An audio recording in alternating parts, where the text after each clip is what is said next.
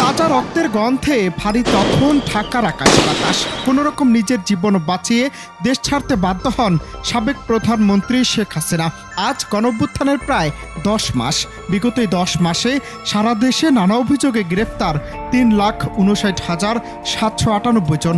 এর মধ্যে 2024 সালের আগস্ট থেকে ডিসেম্বর পর্যন্ত 5 মাসে গ্রেফতার হয়েছে 1,46,109 জন। চলতি বছরের জানুয়ারি থেকে মে পর্যন্ত 5 মাসে গ্রেফতার হয়েছে 2,13,689 জন। বিশেষ করে কার্যক্রম নিষিদ্ধ আওয়ামী লীগের নেতাকর্মী বেশি গ্রেফতারকৃত বলে ধারণা।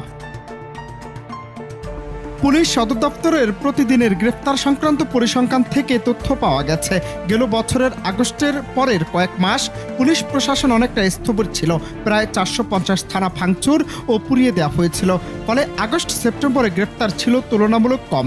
এরপর সারা দেশে বিভিন্ন বাহিনীর গ্রেফতার বাড়তে থাকে। পুলিশ বাহিনীও আস্তে আস্তে গুছিয়ে উঠতে শুরু করে। গ্রেফতারের পরিসংখ্যানে তাদের প্রভাব দেখা যায়। প্রথম 5 মাসের তুলনায় পরের 5 মাসে গ্রেফতারের সংখ্যা প্রায় দ্বিগুণ।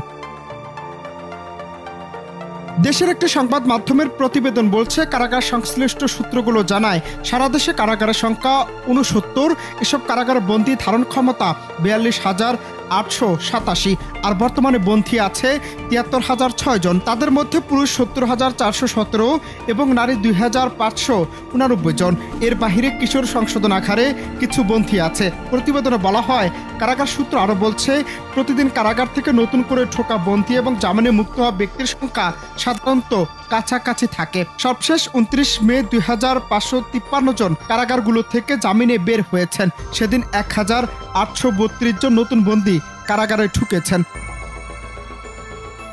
প্রতিবেদনটি আরও বলছে, মে মাসে গ্রেফতার হয়েছে সর্বোচ্চ 45,208 জন। গড়ে প্রতিদিন গ্রেফতার 1,458 জন। অবশ্য প্রথম 5 মাসে প্রতিদিনের গড় গ্রেফতার ছিল 974 জন, আর পরের 5 মাসের দৈনিক গড় গ্রেফতার 1,424।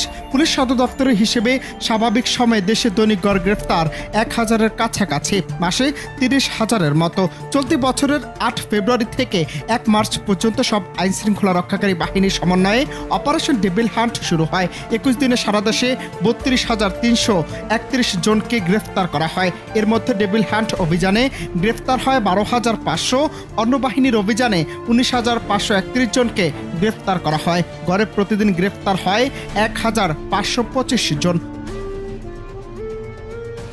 এই অভিযান চলাকালে প্রতিদিনের গ্রেফতারের পরিসংখ্যান জানাতো পুলিশ সদর দপ্তর। এই প্রতিবেদনে সাধারণ মামলা এবং জুলাই অভ্যুত্থান সংশ্লিষ্ট মামলার আসামিদের আলাদাভাবে চিহ্নিত করা হয়নি। এখানে সার্বিক গ্রেফতারের হিসাব স্থান পেয়েছে। এর মধ্যে কত মানুষ জামিন পেয়েছে একক কোনো সূত্র থেকে সে তথ্য নিশ্চিত হওয়া যায়নি।